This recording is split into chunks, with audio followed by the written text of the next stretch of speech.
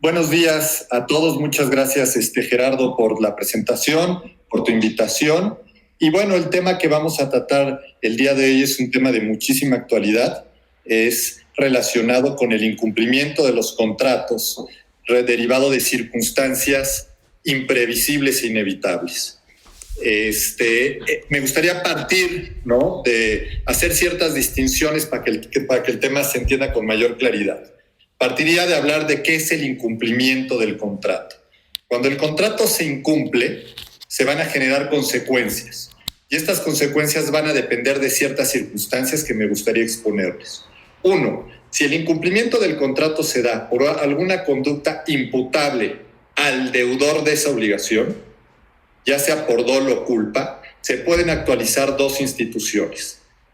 Si la prestación que se incumplió todavía puede realizarse, se va a actualizar la figura de la ejecución forzada más una indemnización moratoria de daños y perjuicios por el retraso en el cumplimiento de la obligación.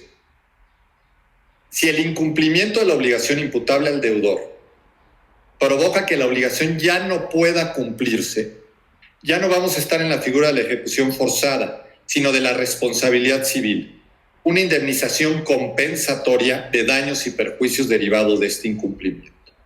Esto lo explico de la siguiente forma. Supongamos que una persona debe 1 millón de pesos y no paga al vencimiento de la deuda. Esa obligación todavía puede cumplirse. Por lo tanto, el acreedor utilizará la vía de la ejecución forzada para cobrarle y de tal forma obtener la prestación debida, y también podrá reclamar una indemnización moratoria de daños y perjuicios. Otro ejemplo sería, supongamos que una persona tiene que realizar una prestación un día determinado, un cantante para una boda, y no asiste el día de la boda.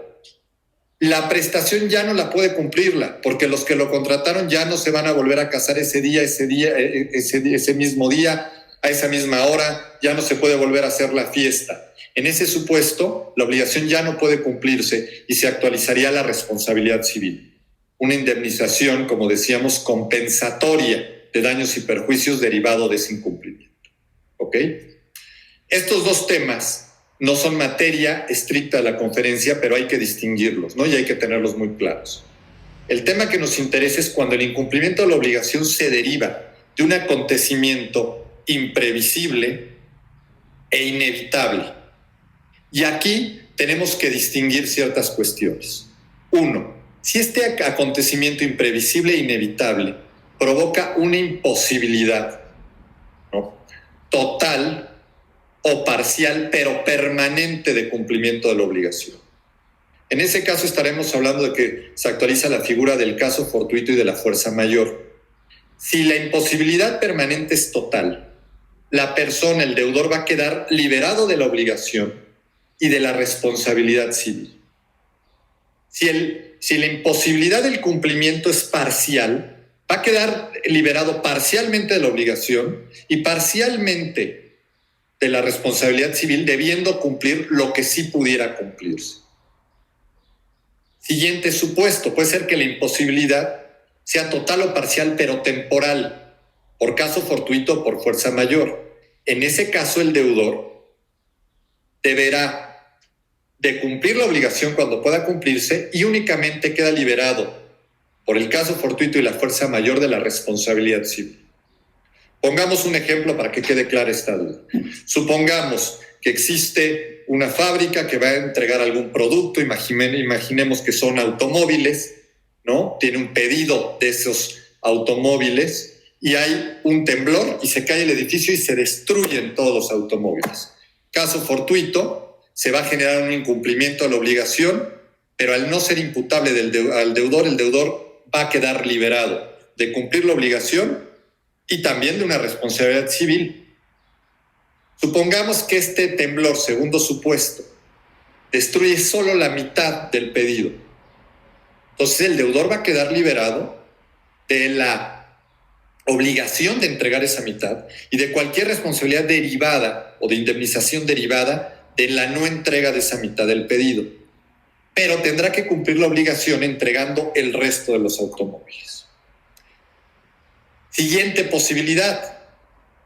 El temblor no destruyó, ¿no?, la bodega o la fábrica donde están los automóviles, pero sí las calles contiguas que impiden que pueda hacerse la entrega. En ese supuesto, el deudor no queda libre de la obligación, podrá cumplirla, deberá de cumplirla cuando esto sea posible, quedando liberado únicamente de la indemnización moratoria, ¿no?, de la que hablaba Cuna Goncalves.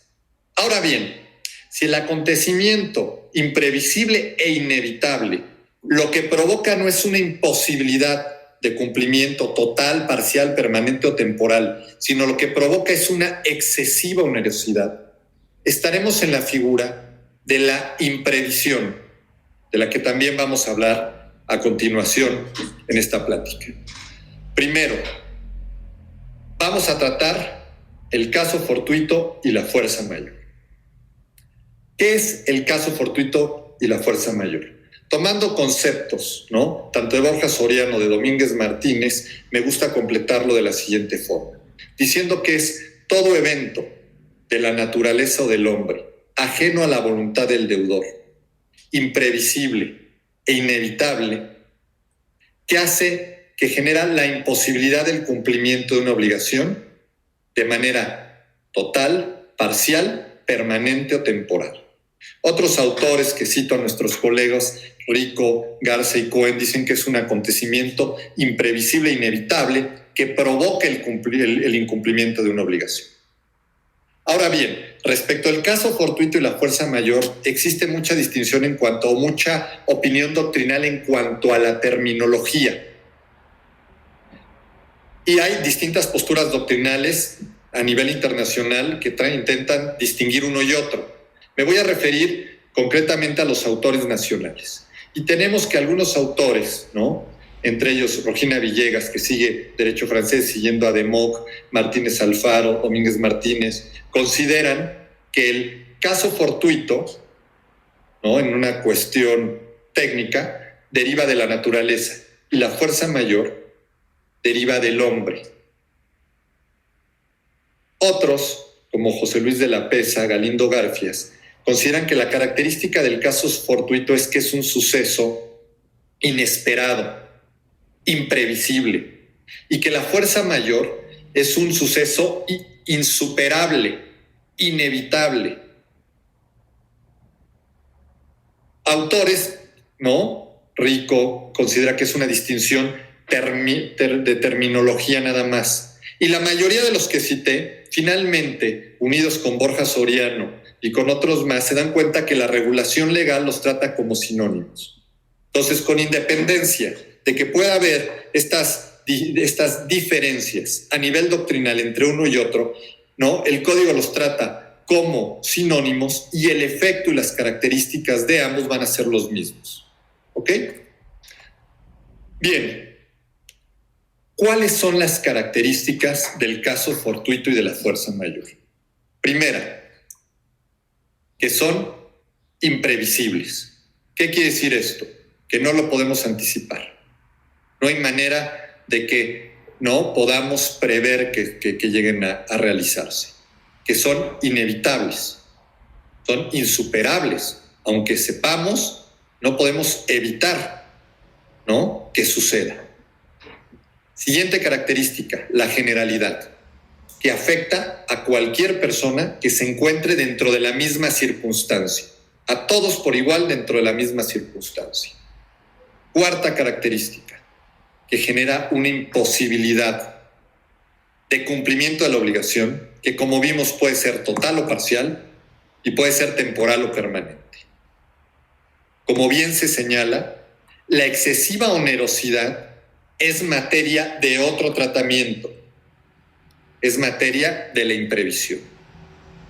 Si leyéramos el artículo 275 del Código, del Código Civil alemán, nos podemos dar cuenta que en su párrafo segundo este ordenamiento legal reconoce que puede haber, da el tratamiento en supuestos de excesiva onerosidad al caso fortuito y a la fuerza mayor. Pero en general quedan excluidos ¿no?, los contratos que se vuelven excesivamente onerosos de la regulación que se da dentro del caso fortuito, que es, ¿no?, liberar al deudor de la obligación o, en su caso, de las responsabilidades civiles que surjan.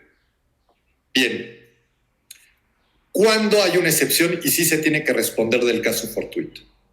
La ley en el artículo del Código Civil para la Ciudad de México nos dice en el artículo 21.11 que habrá excepción cuando el deudor ha dado causa o contribuido a él, cuando la ley se le impone y cuando se ha convenido expresamente que se va a responder del caso fortuito.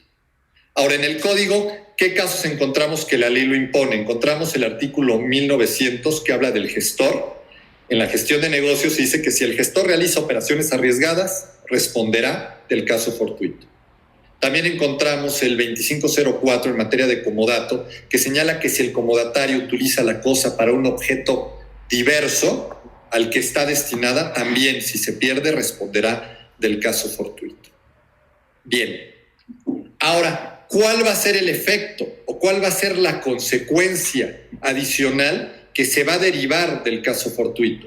Ya vimos que una es que libera, ¿no?, al deudor de esa obligación de su cumplimiento. Pero esto, ¿qué repercusión tiene y qué regulación tiene respecto del otro contratante?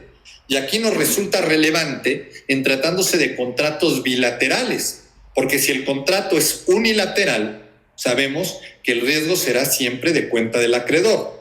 No es lo mismo que yo a alguien le regale un coche, se destruye porque le cayó un rayo, y bueno, pues queda clarísimo, ¿no?, que no hay ninguna prestación que ese donatario tuviera que cumplir en mi favor.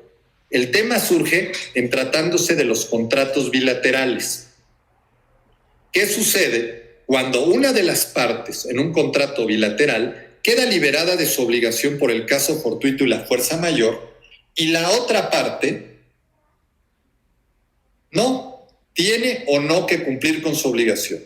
Y este tema es lo que trata la teoría de los riesgos, ¿no?, que son precisamente estas normas jurídicas que nos van a decir si la contraparte tiene o no que cumplir su obligación cuando la prestación o abstención no se cumple por su contraparte, ¿no?, derivado del caso fortuito de la fuerza mayor. Y eso es la teoría de los riesgos. Y para tratarlo me gustaría distinguir lo siguiente, ¿no? Una obligación puede ser de dar, hacer o no hacer. Y en base a eso tenemos que ver cuál va a ser la consecuencia y el tratamiento legal que se les da. Si la obligación es de dar, ¿no?, y que las encontramos detalladas en el artículo 2011 del Código Civil, nos dice que la obligación de dar consiste en la transmisión del dominio de cosa cierta, en la entrega del uso y goce temporal de cosa cierta, en la restitución de cosa ajena y en el pago de cosa debida. ¿Ok? Ese es el contenido de la obligación de dar. Ahora, en base a este artículo 2011, tenemos que distinguir varias cosas para ver de quién va a ser el riesgo del contrato. De tal suerte, ¿no?, que podemos señalar lo siguiente. 1. Si la obligación es de dar y estamos en el supuesto de la fracción primera, que se refiere a la transmisión del dominio de cosa cierta, tenemos que distinguir dos supuestos. Si nos encontramos en el supuesto del artículo 2014 o no, si estamos en el supuesto del 2015 y del 2022. ¿Qué nos dice el 2014? Que en las enajenaciones de cosas ciertas y determinadas, la transmisión de la propiedad se da entre los contratantes por mero efecto del contrato. Entonces, si es una obligación de dar, es una cosa cierta y determinada conforme al 2014, la transmisión de propiedad se da por efecto del contrato. De tal suerte, poniendo, por ejemplo, una compra-venta, el comprador por efecto del contrato se vuelve el dueño. Y entonces, el artículo 2017 del Código Civil, en su fracción quinta, nos señala que en ese supuesto la pérdida es para el dueño. Entonces tenemos esta primera regla: la cosa perece para el dueño. Y en el supuesto que poníamos, la cosa perecerá en esta obligación bilateral para el comprador. Él sufre la pérdida porque tiene que pagar el precio. No queda liberado de su obligación de pagar el precio. El vendedor ya quedó liberado por el caso, ¿no?, por el tema del caso fortuito. El supuesto es el siguiente: le vendí el coche, acordamos, lo describimos, era cierto y determinado, celebramos nuestro contrato. En ese momento el comprador es dueño y yo, vendedor, nada más queda pendiente de que yo entregue la cosa, ¿no? Falta cumplir con esa parte de la obligación de dar, de la fracción tercera del 2011 y como señala el 2062 del pago, ¿no? La entrega, está pendiente la entrega. En ese momento se destruye por caso fortuito el automóvil, yo quedo liberado de la obligación ya de entregarlo, pero el comprador, que es el dueño, él sufre la pérdida y tiene que pagarme el precio. Primer supuesto y primera regla. Segunda regla también, dentro del 2011, fracción primera, transmisión del dominio. Tenemos que irnos a ver el 2015. Y el 2015 nos dice que si la especie es indeterminada, la propiedad no se transmite hasta que la cosa se hace cierta y determinada. Y el artículo 2022 nos reconoce que en tratándose de los géneros tampoco se va a dar este efecto traslativo de la propiedad. De tal suerte que aquí encontramos otra regla, que es que los géneros no perecen. Y en ese supuesto, el que sufrirá el riesgo de las cosas que perdió, si estamos en el mismo ejemplo de una compraventa, será el vendedor. Supongamos que una persona vendió ciertas toneladas de trigo que tiene en su bodega. Por un caso fortuito, se destruyeron X número de toneladas.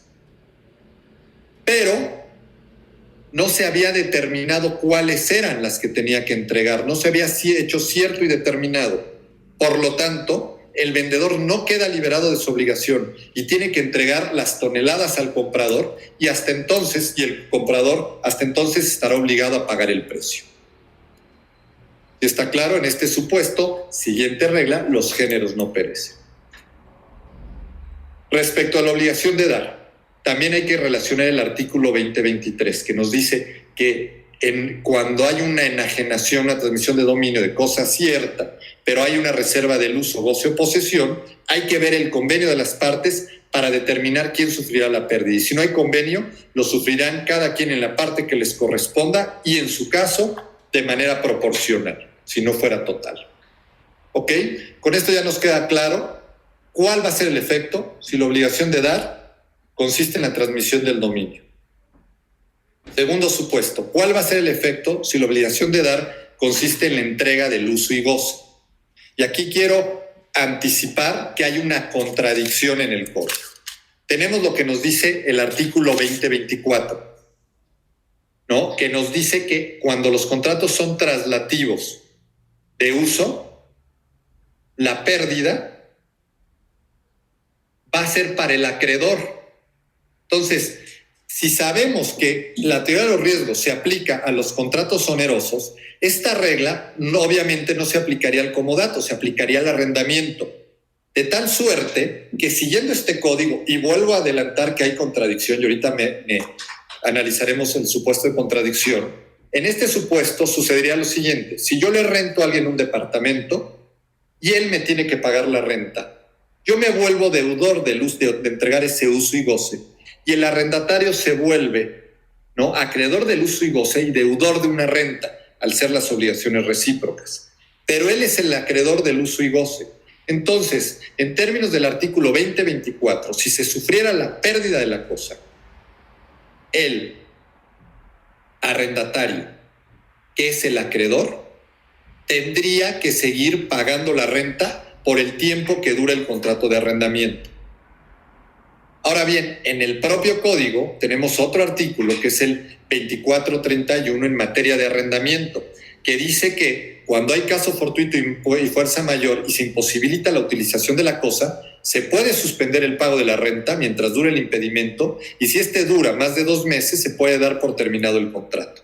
Entonces encontramos respecto del mismo supuesto una distinta regulación. Obviamente la interpretación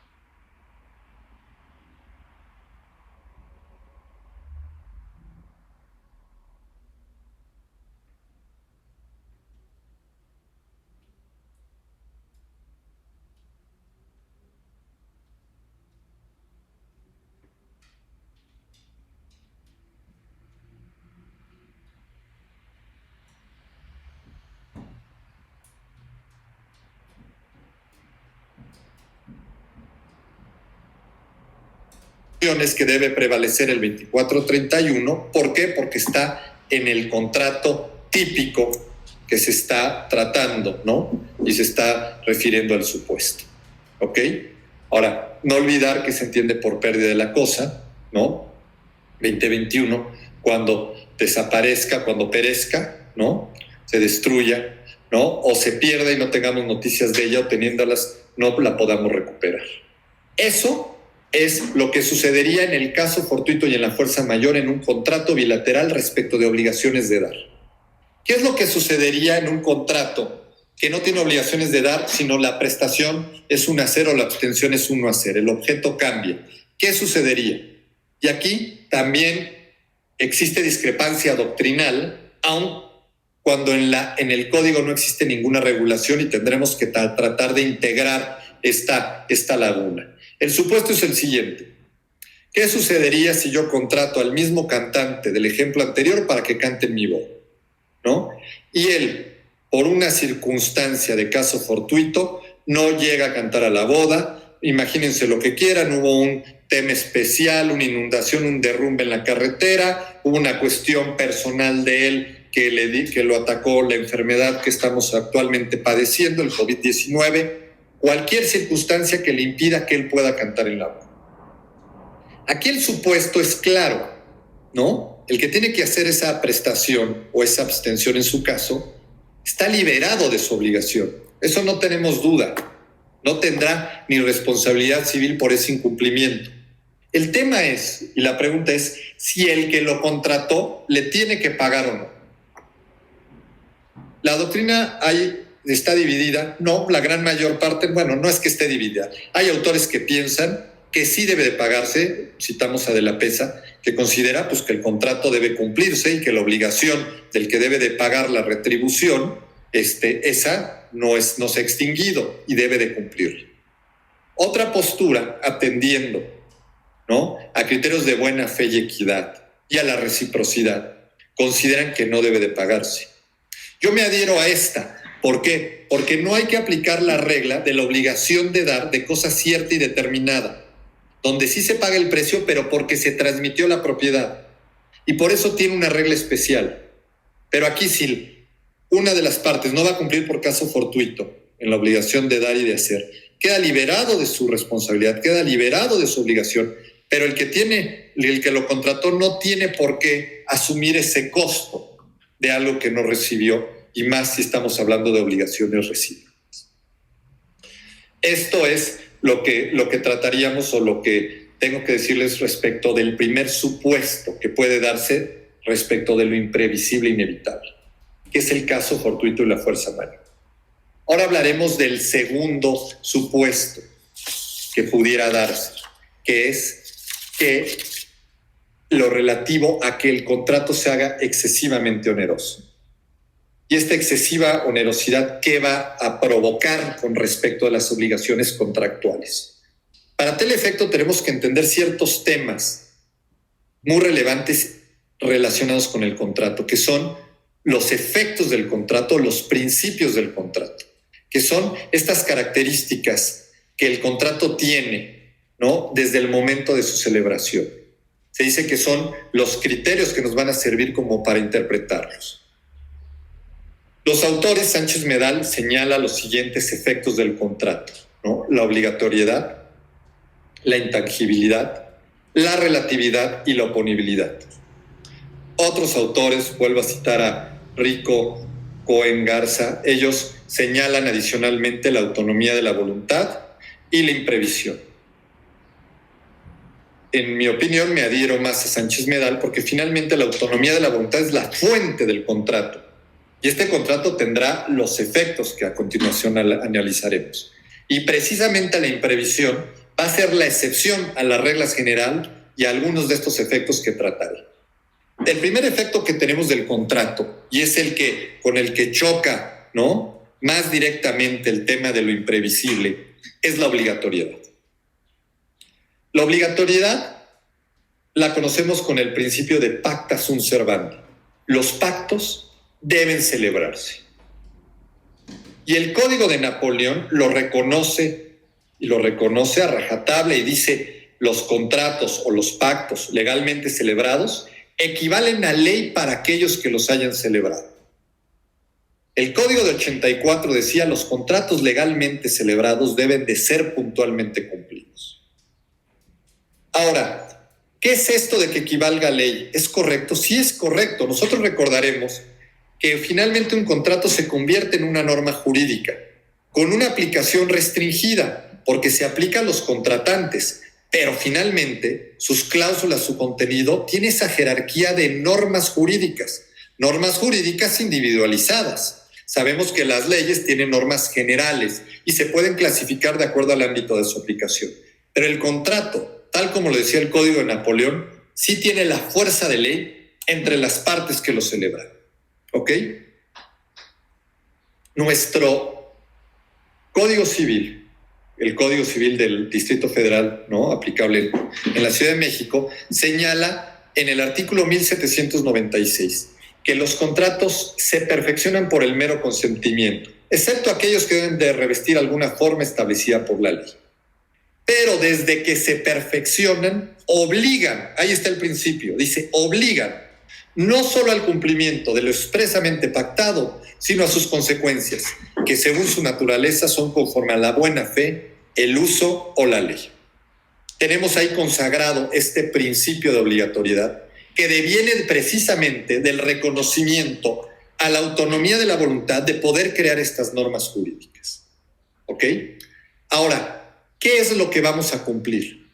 ¿Qué es lo que se tiene que cumplir del contrato? Son sus cláusulas.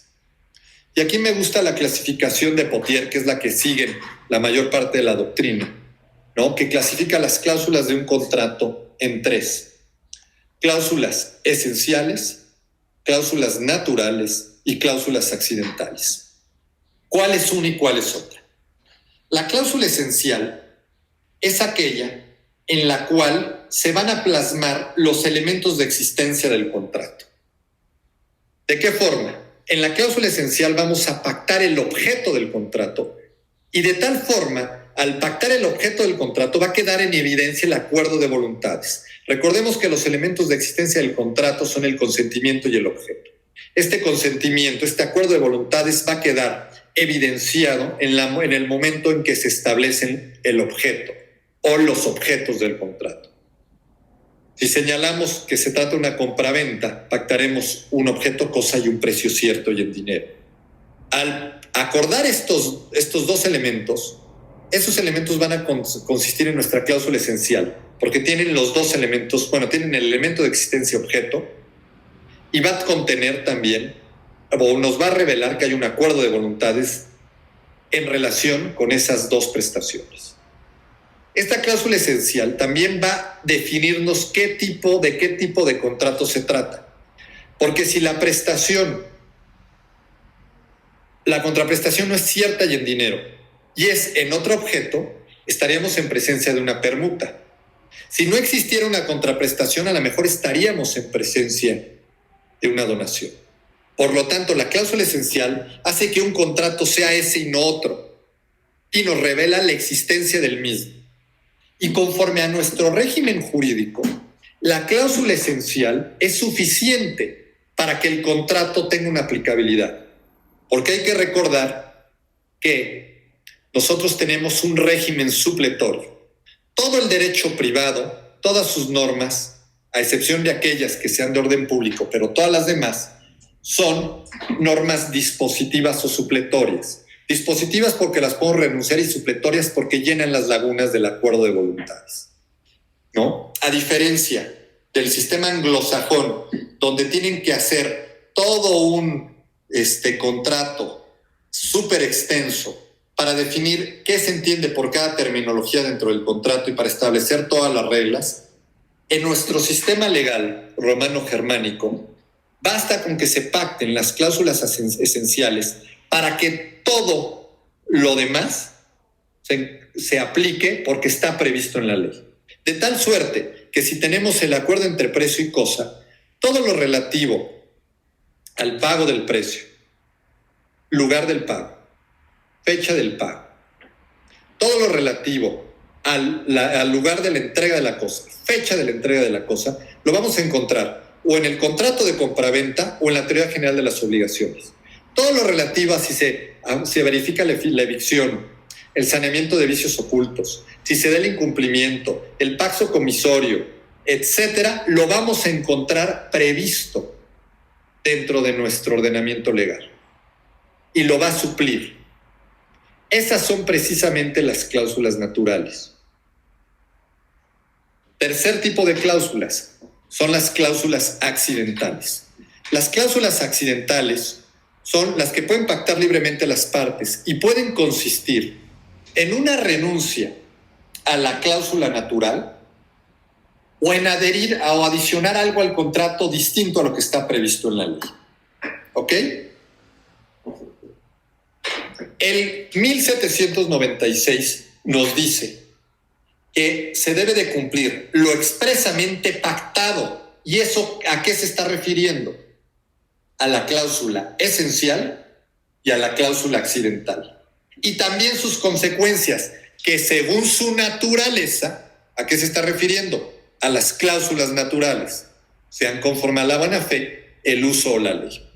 Ahora bien, derivado del principio de autonomía de voluntad, en términos del artículo 1839, se señala que las partes pueden establecer libremente las cláusulas del contrato.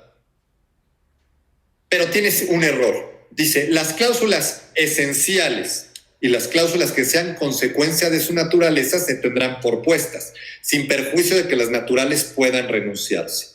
¿Qué error tiene el 1839? Que dice que la cláusula natural se entiende por puesta. ¿Cómo se va a entender? Esto es un error. Si ya vimos que se requiere o revela la existencia del contrato, ¿cómo va a suplir la ley mi voluntad para definir qué contrato quiero celebrar? Esto es incorrecto. Hay algunos autores y doctrinarios que han querido interpretar este error diciendo que no se está refiriendo exactamente a eso la cláusula esencial, sino a efectos que necesariamente deben darse, ¿no? Dicen, el efecto traslativo de propiedad, si acuerdo entre precio y cosa y es cierta y determinada, se va a dar el efecto traslativo, ¿no? Es implícito al contrato. Pero eso no es correcto, eso es una opinión doctrinal, no la comparto, lo técnico es como lo estamos diciendo, ¿no? La ley no debe de suplir la cláusula esencial. Se señala que en los artículos 2607 y 2624, ya sea en el contrato de prestación de servicios y en el contrato de obra o precio alzado, la ley pareciera suplir una cláusula esencial porque se refiere a los honorarios que deben de pagarse, ¿no? Es discutible este tema si en realidad está supliendo una cláusula esencial o nos está determinando nada más la contraprestación. Como el precio, ¿no? Puede ser cierto y determinado y lo puede fijar, puede ser el que corre en un lugar y fecha determinado o el que fije un tercero, pero ya está el contrato celebrado, ¿no? Y ya se fijó la base. Por eso tampoco coincido mucho que efectivamente esa excepción de esos dos artículos que se citan sean efectivamente, ¿no?, cláusulas esenciales. Bien, eso es con respecto de la obligatoriedad. Pacta sunt servanda. Segundo efecto del contrato que va a chocar contra lo imprevisible, contra la imprevisión. Este siguiente efecto del contrato es la intangibilidad. ¿Qué dice Sánchez Medal respecto de la intangibilidad? Que la intangibilidad implica que el contrato no puede disolverse o modificarse por la voluntad unilateral de uno de los contratantes. Este principio está contemplado en el artículo 1797 del Código, que nos señala que la validez y el cumplimiento de los contratos no puede dejarse al arbitrio de uno de los contratantes. Este artículo 1797 está incorrecto, ¿no? ¿Por qué? Porque la validez nunca se va a dejar al arbitrio de los contratantes. La validez, los requisitos de validez los establece el Código Civil. Y será el juez el que calificará si se cumplieron o no. El cumplimiento no está al arbitrio. Tú cumples porque tienes que cumplir. Si no cumples, hay una regulación del incumplimiento. Y se actualiza el haftum, ¿no?, la responsabilidad. Entonces, no está al arbitrio de los contratantes ni la validez ni el cumplimiento. Es incorrecto cómo se trató ahí en el artículo 1797 el principio de intangibilidad. Coincido con el licenciado Rico en el sentido de que a lo que se debe de referir el código es la subsistencia del contrato y su contenido no debe dejarse al arbitrio de uno de los contratantes. Y en eso consistirá el principio de intangibilidad, ¿no? Que no podrá ser alterado unilateralmente en cuanto a su subsistencia y en cuanto a su contenido. ¿Ok? Ahora bien, respecto de este principio de intangibilidad, tenemos excepciones, varias excepciones legales en el código. Solamente las voy a enunciar para tenerlas en cuenta. Encontramos excepciones al principio de intangibilidad en el arrendamiento, artículo 2478, en el mandato, artículo 2595, fracción primera y segunda, en la asociación civil, artículo 2680, en la sociedad civil, 2720, fracción séptima, en el contrato de obra a precio alzado, artículo 2635, en el contrato de transporte, 2663, en el contrato de prestación de servicios, 2614, en el contrato de donación, en la revocación por superveniencia de hijos, en la revocación también por ingratitud, ¿no? Los artículos que son 2370 y 2359, y en el comodato, en el artículo 2396, encontramos supuestos y excepciones donde unilateralmente se reconoce o la posibilidad de una revocación o la posibilidad de un desistimiento unilateral. Tenemos que recordar que es distinto el efecto en cuanto a la revocación y el desistimiento unilateral. El desistimiento unilateral se da por terminado el contrato, pero el que lo realiza tiene una sanción, y en la revocación no. Estos supuestos que di tienen tanto, algunos son casos de revocación y otros casos son de desistimiento unilateral, pero no me meteré más a detallarlos, ¿no? Son esos casos de excepciones legales que encontramos en el código.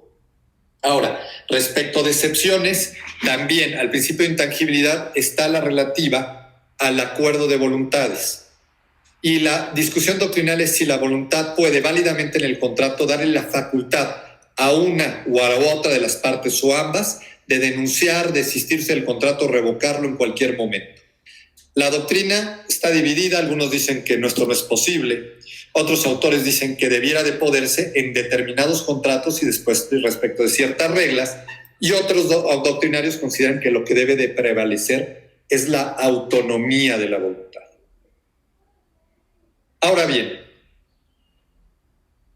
tercera excepción a este principio de intangibilidad y también excepción al principio de obligatoriedad, que es que la imprevisión, lo imprevisible, lo inevitable, a lo que nos estamos enfrentando, ¿no?, en la actualidad con esta pandemia que estamos viviendo, lo imprevisible y lo inevitable. Ya vimos que en algunos casos esta pandemia puede provocar o actualizar caso fortuito y fuerza mayor, y en otros casos excesiva onerosidad.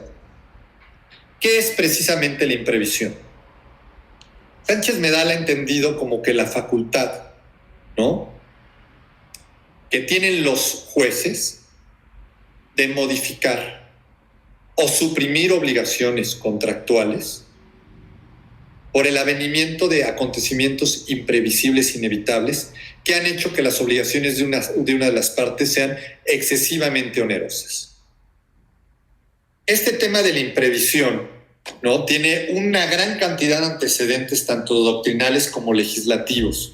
Para el efecto, les quiero recomendar la tesis profesional de Gerardo Aparicio Razo, ¿no?, que trata todos los antecedentes de la imprevisión a detalle en muchos países, mucha regulación, desde Roma, lo trata en Italia, lo trata en Alemania, lo trata en Francia, lo trata en España, en Suiza, en América, vaya, ¿no? Para meternos a todos estos antecedentes me rebasa esta plática, pero les recomiendo, ¿no?, la tesis profesional, y a lo mejor que en algún momento se pudiera convertir en un libro, ¿no? Actualizar esta tesis y que pudiera convertir en un libro sería de mucha utilidad.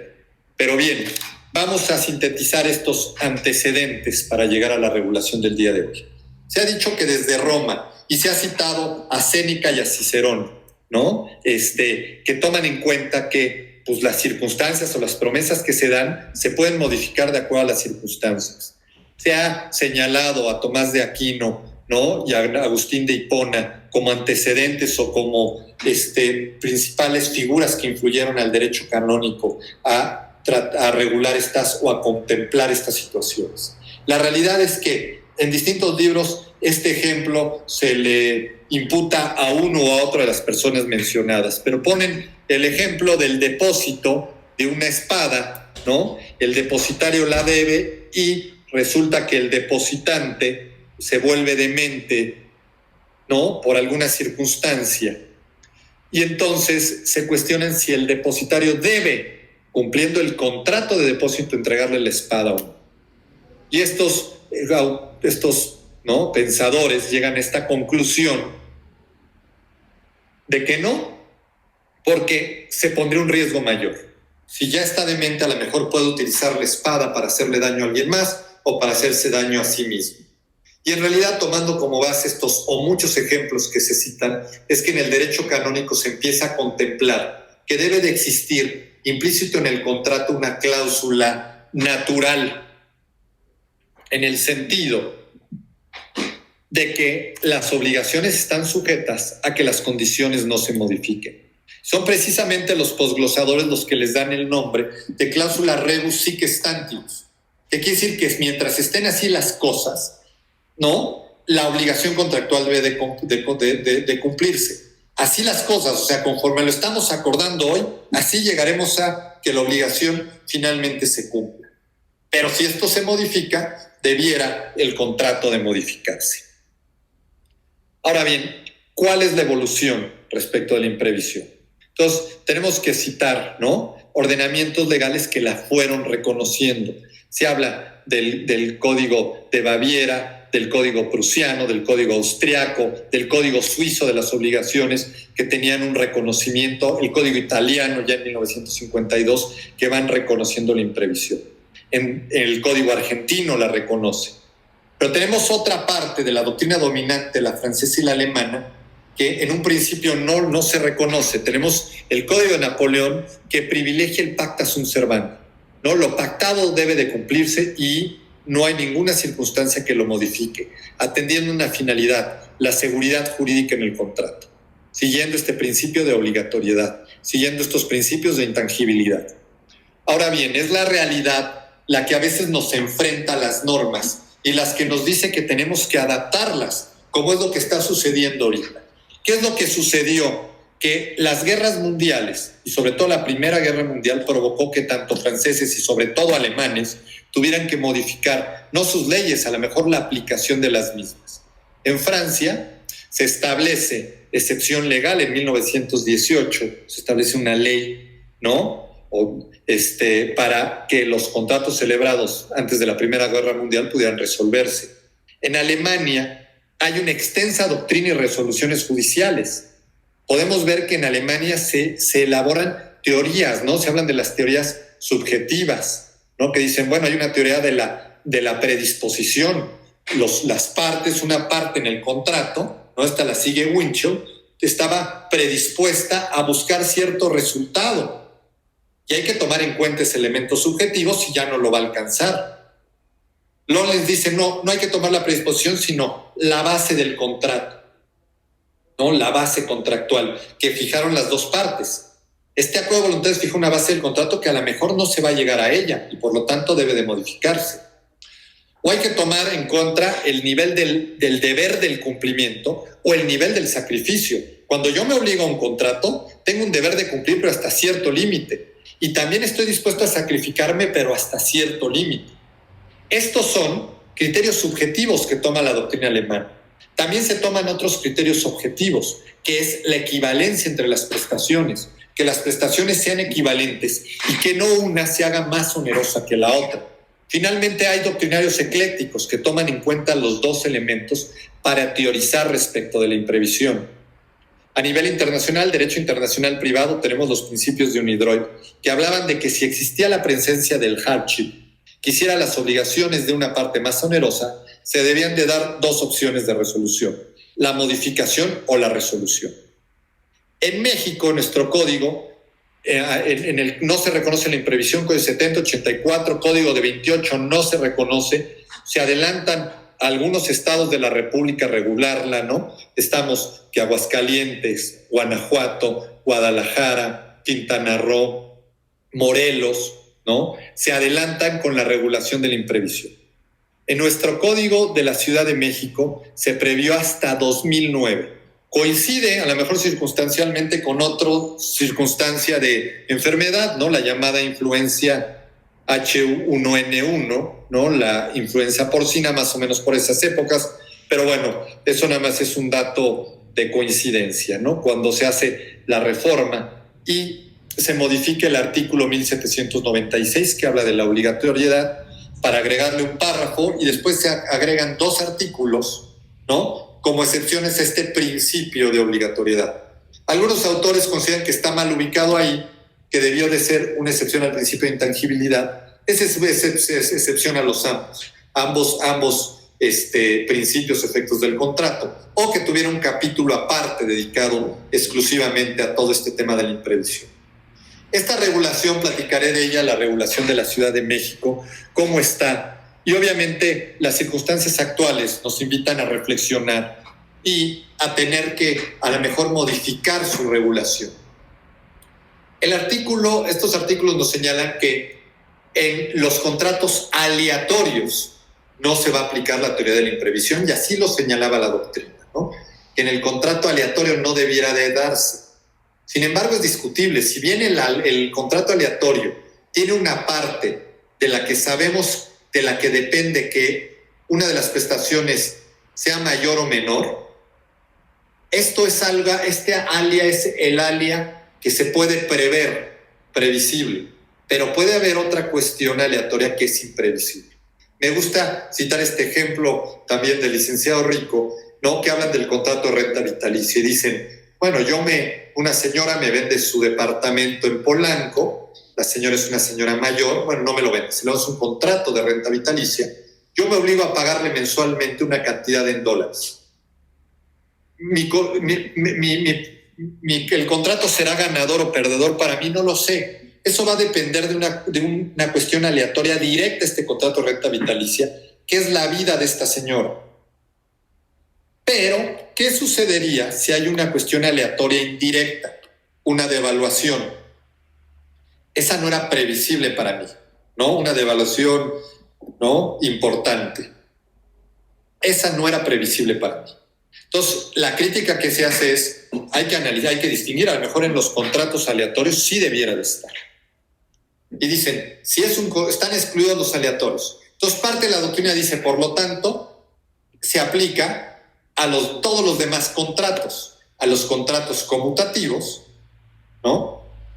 Onerosos, y también a los contratos gratuitos. Otra parte de la doctrina dice, no, en los contratos gratuitos no podemos hablar de imprevisión. Es discutible y el código no lo está excluyendo, nada más excluye el aleatorio.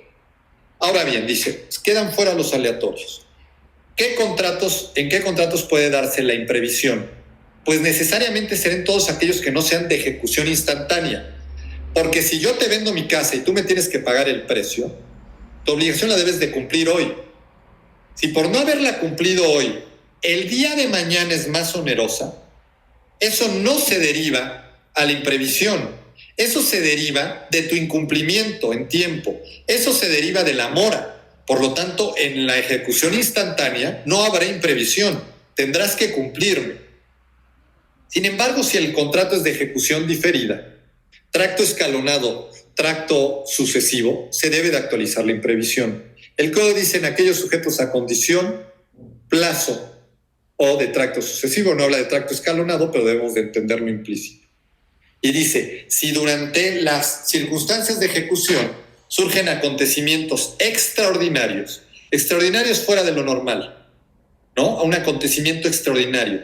Pero es muy discutible, porque mucha gente diría, efectivamente es extraordinario. ¿Que haya una devaluación en Estados Unidos? Sí. Pero una devaluación en México, quién sabe qué tan extraordinario sea, o si se vuelve o queda dentro del ámbito del ordinario, ¿no? De carácter nacional, que esta era la crítica que siempre le hacía esta parte. Si hay un temblor en la Ciudad de México, como sucedió hace 2 años, ¿no? Entonces, eso no aplica a la imprevisión, porque no fue de carácter nacional. El daño se dio en ciertas regiones del país y no en todo. Obviamente, en el caso del COVID que vemos hoy en día, sí se actualiza claramente que es extraordinario, ¿no? Y que es un tema nacional, es mundial, es una pandemia, ¿ok? Pero el código, al hacer referencia al carácter nacional, deja fuera otras circunstancias que sí pueden ser, ¿no?, imprevisibles, inevitables para las partes. Y como yo decía, lo importante es la generalidad que afecte a todos los que estén en esa circunstancia. Después señala que, ¿no?, estas circunstancias de carácter nacional, de carácter extraordinario, que no se hayan podido prever, que no hayan podido anticiparse, porque si podían anticiparte, queda excluido, que provocan que las obligaciones de una de las partes sean más onerosas. Aquí no dice que sea excesivamente onerosa, como lo dijo el Código Italiano y como se ha entendido desde Messineo, que debe de haber una excesiva onerosidad, sino que dijo que haga que las obligaciones sean más onerosas y no dice cuánto. Sería importante que sea excesivamente oneroso. En ese caso se actualizará la imprevisión y establece la siguiente regla. La parte afectada deberá de solicitar la modificación del contrato a su contraparte. No dice si él propone o no propone la modificación, pero deberá solicitar la modificación. A lo mejor ya hacer una propuesta sería lo ideal, ¿no?, en esa solicitud de modificación del contrato. Pero dice el código que en el ínterin las obligaciones no pueden dejar de cumplirse. Y eso es incorrecto. Debiéramos ver la circunstancia a lo mejor que en el ínterin la obligación no tenga que cumplirse. Veamos la situación que estamos pasando en la actualidad, ¿no? La contraparte, ¿no?, la parte que presenta la solicitud tiene 30 días para presentarla desde que el acontecimiento se realizó. Y de que presenta la solicitud tienen 30 días para llegar a un acuerdo. Y si no llegan al acuerdo, hay 30 días para ejercer la acción ante el juez y que el juez resuelva. Fíjense el plazo del que estamos hablando. La realidad nos está demostrando que estamos rebasados. Ahorita con el tema del COVID, ¿cómo le vamos a hacer hasta con los juzgados cerrados? El plazo de 90 días ya puede derivar en la quiebra total, ¿no?, o en la desgracia de alguno de los contratantes. Debiera de acotarse el plazo, debería permitirse la suspensión de la obligación. Ahora bien, ¿qué es lo que va a suceder? Dice el código que una vez que se verifiquen estos acontecimientos, el juez, a elección de la parte demandada, no del afectado, de la demandada, se va a resolver si se modifica el contrato con una acción quanti minoris, disminuir las prestaciones, o si el contrato dice se resuelve o se rescinde. Esta terminología de resolver o rescindir habría que distinguirla, porque la rescisión con su efecto retroactivo pleno solamente se podrá dar si el contrato era de ejecución diferida, de una sola prestación diferida, para que se dé el efecto retroactivo de rescisión y resolución y las cosas vuelvan al estado que tenían antes. Este efecto resolutivo, retroactivo, no puede darse en un contrato de tracto sucesivo. Es por eso que siempre se recomienda usar el término resiliación, acuñado para referirse a la rescisión por el Código Suizo de las Obligaciones. En esos contratos podemos entender que el efecto va a ser la terminación del contrato de que se dio el acontecimiento hacia adelante, porque el uso y goce o lo que se hubiera aprovechado en el ínterin ya no puede devolverse. Entonces, esos son los efectos, ¿no?, de los contratos ante lo imprevisible. Hay muchos temas, el tiempo de la plática me rebasa, pero hay que llevarnos la idea de lo que dije al principio. Si lo imprevisible provoca el incumplimiento, hay que distinguir. Si lo que está provocando es de excesiva onerosidad, nos iríamos por la imprevisión. Si está imposibilitando el cumplimiento de la obligación de manera total, parcial, permanente o temporal, nos vamos al caso fortuito y a la fuerza mayor. Les mando un abrazo a todos, colegas. Espero que todos estén bien en estas épocas difíciles y le agradezco a Gerardo y al Colegio Nacional la invitación. Muchísimas gracias.